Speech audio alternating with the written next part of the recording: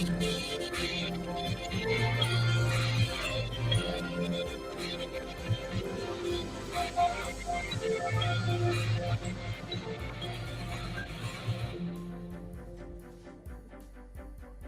road to the 500 episode continues as this is episode number 491 on the 7th of March 2022.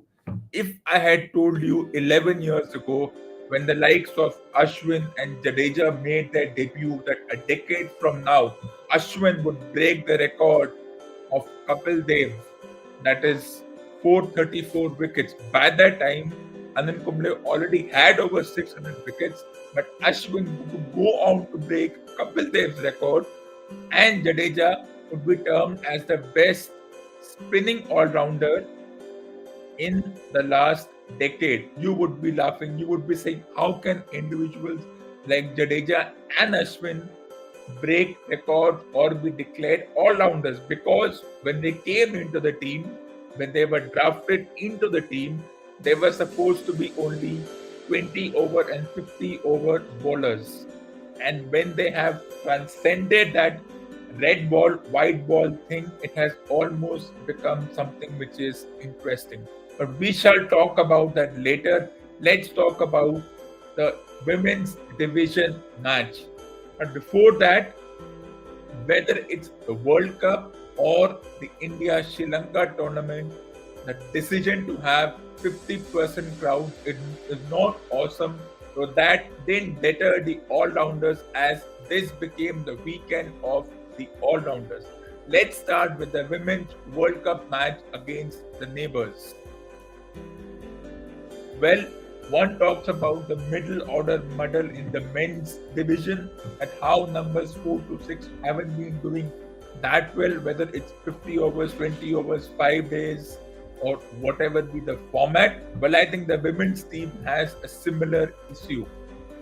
And if in the men's division we had the guts to drop the likes of Pujara and Rahane, future Hall of Famers, then why can't these selectors of the women's division say, okay, Harmanpreet Kaur and Mithali Raj have not been contributing the way they should. Yes, they have been contributing, but in small portions. Of course, we tolerated Rahane and Pujara, but they were averaging around 30, which was not good enough. And finally, it broke the straw.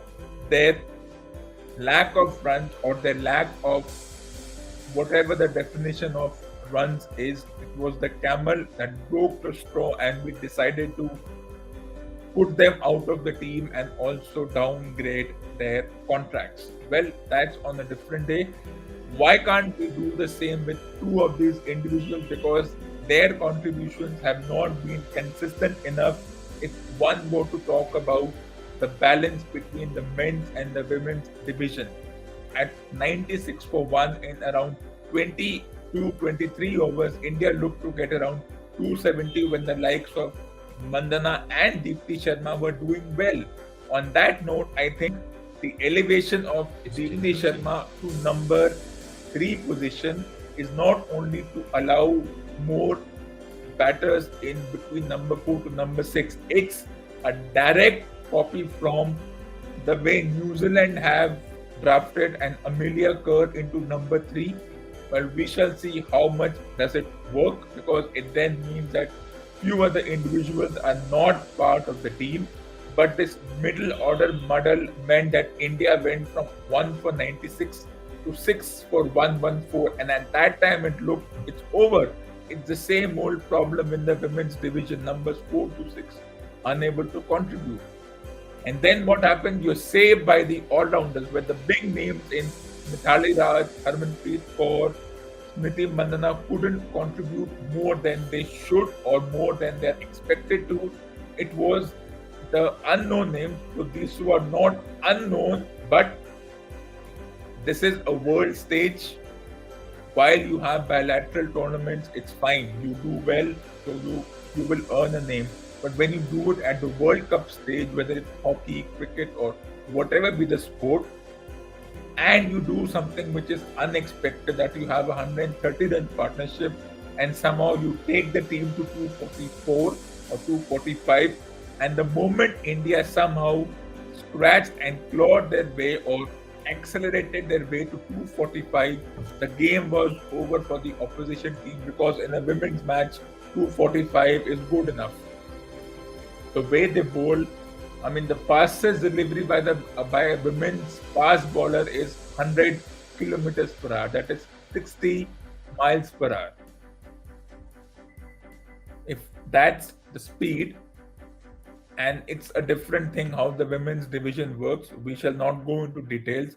But the moment India somehow made their way to 244, the opposition team was not going to chase it unless the opposition was New Zealand or South Africa or West Indies or Australia. If the opposition was New Zealand, South Africa, West Indies, and Australia, they wouldn't have allowed India to go from 114 for 6 to 7 for 244. That wouldn't have happened in the first place. That's how those teams are smart. But India somehow made its way to 114 for 6, and once that happened, the game was as good as over, because the opposition couldn't chase, and India now has an 11-0 record versus a neighboring country as far as the World Cups are concerned, and that means they get the valuable 2 points. But they have a couple of tough teams, that is in New Zealand, West Indies, England, South Africa, and Australia. So they have the next 4 or 5 matches which are going to be tough. They may get over Bangladesh, but they have to go through the tougher teams, and that will be the most interesting part. And as I said, you were saved by the all-rounders. If no one knew who was a Sneh Rana and a Pooja Vastrakar, they would be known now. They would be known names. Of course, they may not repeat this in the next match. They may not even get a chance to bat in the next match. That is something we will never know, because that's how things work. But now the interesting part is that India got at least 3 good all-rounders. Harmanpreet is a decent batter, but she has to change the attitude, because when Mithali Raj made 9 of 35, everyone can say that she's a slow starter and then she anchors the team. Well, once upon a time, and MS Dhoni also did the same, but he never was 9 of 35. I think these two individuals, whatever be the situation, they have somehow change their attitude and be a little more proactive in making runs. The good thing was that they should take a, maybe in the next match, I would promote a Pooja Vastrakar ahead of Harmanpreet. That's one way to show the attitude by the coach. The coach also has to be proactive. Well, the women's coach is someone whom I don't even know how that individual became a coach, but then you don't have to be talented to become a coach. You just have to play enough games to become a coach. So, yeah, that's the way it works.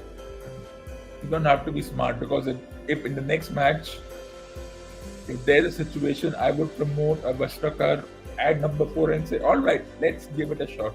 Let's promote her, which means if Harmanpreet or Mithali Raj are coming at number 6, number 7, doesn't matter.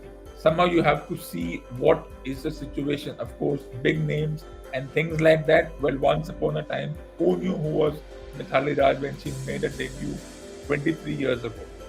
So, don't know. But these two have to change their attitude, and it has to be done quickly. Otherwise, teams like Australia, South Africa, New Zealand, West Indies will not allow the team to go from situations like 6 for 114 to somewhere too close to 250. And even if it happened, Australia would easily chase down 250. So they have to be smart. So they've gotten away with the first game, and maybe you can think that the International Cricket Board was smart enough to schedule this game to get all the nerves and all the hype going, though the hype that happens in the India-Pakistan men's division doesn't necessarily replicate in the India-Pakistan women's division match. It never does. And even if there is some kind of promotion for this tournament. It's still a very subdued promotion. It hasn't got that kind of the coverage which the men's division does. No promos, no songs, no theme song. It's as if this tournament is just an obligation which has to happen because that makes everyone happy, and therefore that's the way things are. But as I said, saved by the all rounders. Let's move on to the men's division, the India Sri Lanka Test World Cup Game 1. Now, India has won this match by an innings and 2-2 runs. So the question is, was the opposition weak? Was it a weak surrender? Well, I think no opposition is weak and no opposition surrenders meekly. But then we are judging teams like Sri Lanka harshly because they don't have the big names or the big numbers. No one, hardly one can say any Sri Lankan batter is averaging more than 35, 36. And we are still obsessed by a few individuals who played once upon a time. Okay, good for the fact that you played once upon a time. We are still stuck in the time warp. We haven't moved away from those individuals. And as I said, if I had told you that the likes of Ashwin and Jadeja would go on to become all-rounders in the 5-day version, breaking records, hitting century, you would say, are you kidding me? Are you seriously kidding me? 11 years ago or 12 years ago, nobody would have believed that. Nobody would have believed that these two and many more, but specifically these two, because these two started as products of the domestic World Cup. They were unknown when they came into the fold 13 years ago. Now they are household name. Everybody knows them, and it's difficult to have a team without them. But there was a team without them, and there will be a team without them. And who are the best people to replace Ashwin and Jadeja? So one would say, will we have better all-rounders? Well, it's a transition period. They are still young. They're not old, but 36 is almost as just like 70 in a normal situation of senior citizenship. So I think the likes of Washington Sundar and Akshar Patel are the best individuals to replace them. Will they be able to carry on the job? Well, that depends. If we give them enough time, we have given these two over a decade. They've had their struggles. They've had their moments when they were not able to perform up to expected levels. So why not give the likes of Washington Sundar and Akshar Patel that much time? Well, how much will it work? I don't know. But the moment India made 574, the game was over. One can say that the Sri Lankan batting is weak. They've not been able to do the job. They don't have the big names. I don't know what the term big name means. When you start, you are a nobody. Only when you perform, and then somehow you are spotlighted, highlighted, and all you need is one individual saying you are a great batter or a bowler or an all-rounder. Who was Jadeja when he made his debut 14 years ago? Just another 18-year-old coming into the fold. And now who is he? A 33-and-a-half-year-old all-rounder with 2,500 runs, close to 250 wickets. Nobody knew he could do the job. So nobody knows if Washington Sundar and Akshar Patel and many more all-rounders can do the job.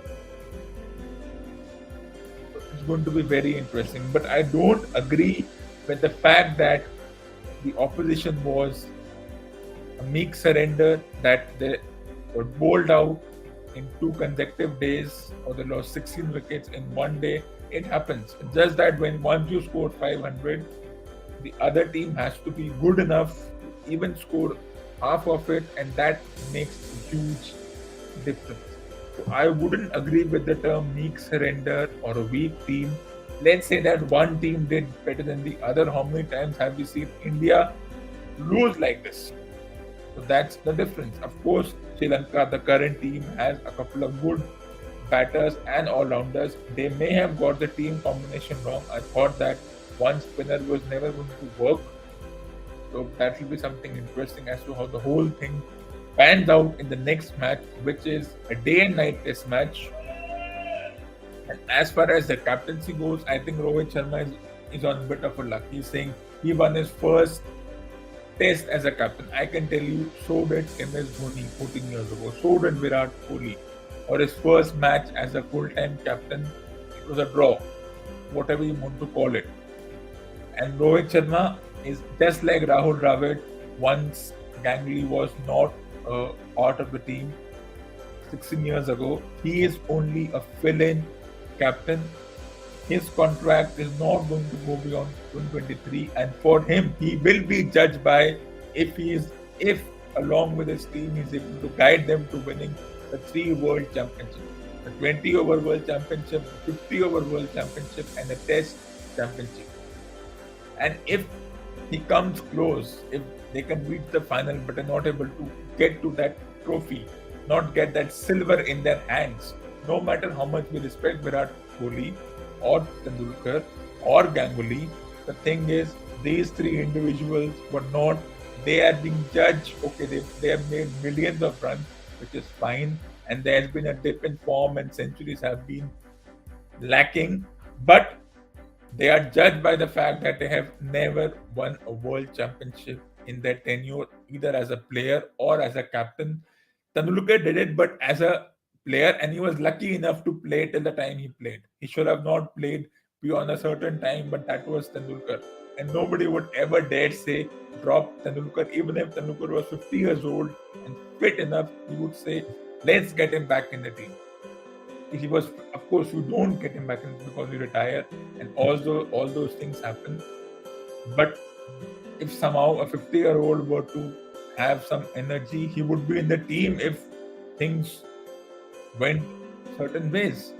So we are always going to judge Kohli on the fact that he did not win a single championship. He got it close in the World Cups, but it doesn't matter if you don't reach the knockout stage and you don't win eventually. It doesn't matter what you do before. As I said, just because you win all the group games doesn't mean that you will eventually win the championship, because the momentum you carry, there will be a time when the team will run out of gas.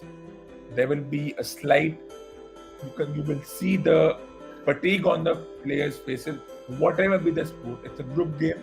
If somehow we saw what happened in the World Cup, we saw a certain team winning all their group games, but what happened in the final?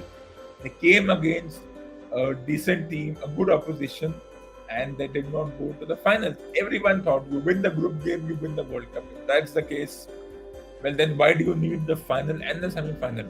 The team which tops the group should just be handed the trophy just like that. So it doesn't work that way. I have seen enough. Very few teams are able to win all the group games or all the round robin games and then go to the semi-finals, continue the momentum, go to the final and win. Even New Zealand lost a bit of momentum when they lost in the finals because they had won 6 games, but the momentum was always going to work against them, and that's the way things work. So we may praise Rohit Sharma for winning this game or winning 12, 20 over matches in a row, but these will be forgotten very soon if he doesn't have that trophy. Not 1 trophy, but 3 trophies. He and the current coach, Dravid, will be judged as were the previous coach and captain and the people before them on the basis of winning the World Cups. And I said not just 1, 3 of them in the space of 18 months. The 20 over World Cup in 7 months' time, the 50 over World Cup in around 15 months' time, the Test World Cup, that's the fact that you have reached the finals. So of course, you have to build momentum. Here you have to win matches. So that will be a slightly different way of going, but eventually you did reach the finals, but then you were screwed by the weather. You were betrayed by a lot of things as far as the finals were concerned. A lot of things happened which were wrong, but there's no use going into those discussions. So end of 2023, the selectors must have told these two, if you don't win the 3 World Cups or at least come close, then You may see a new captain. Of course, you may win these small bilateral stuff, but it doesn't matter if you don't win the main thing.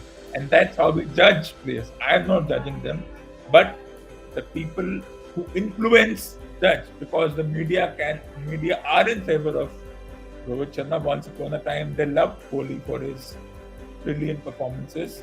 Once he did not win the three World Cups, he is not in favor. And suddenly Rohit Sharma is the blue-eyed boy, the baby face. He's not exactly a baby face, but he's been put on that pedestal of baby face. But by the end of 2023, if he doesn't, let's say he wins one out of two or two out of three, which will be good enough. But the expectations and the pressure to win all three will always be there. So why these small bilateral tournaments are just to build the momentum.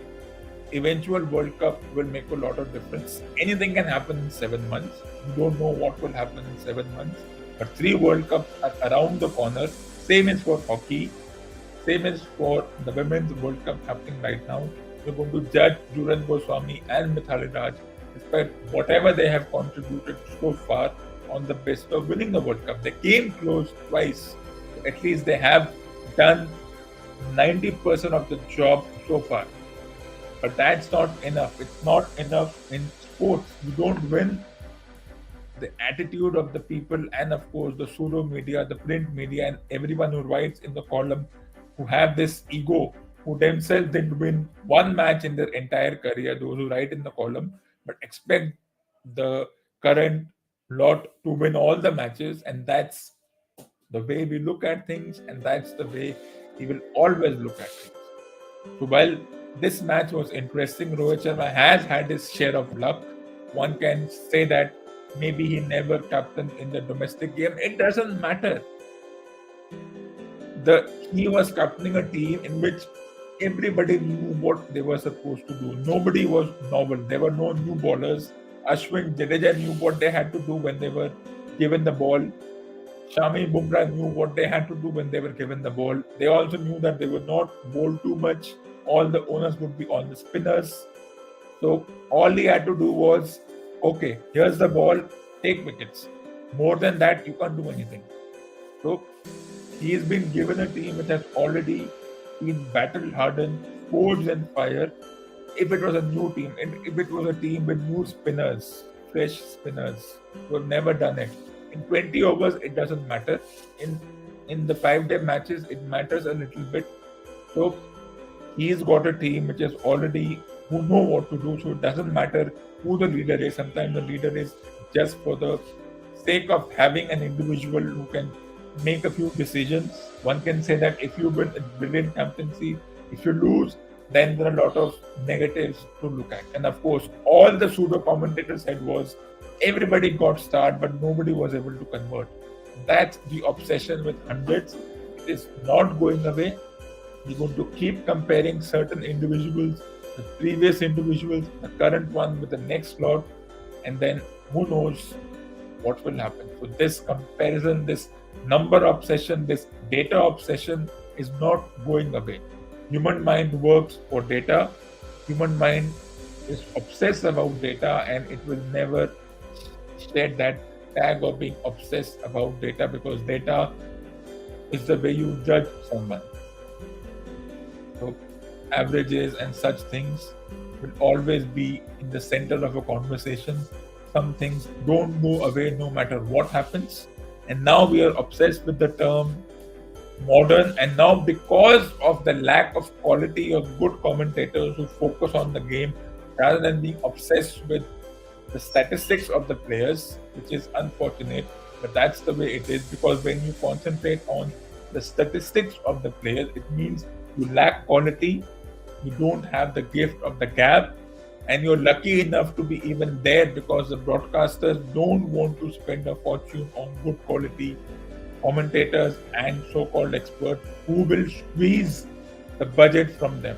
So how do you save budget? You get individuals who will be happy to do the job at 1/10 the price of a normal commentator, and that's the way things work, and that's the way the broadcasters are smart enough to deal with this situation.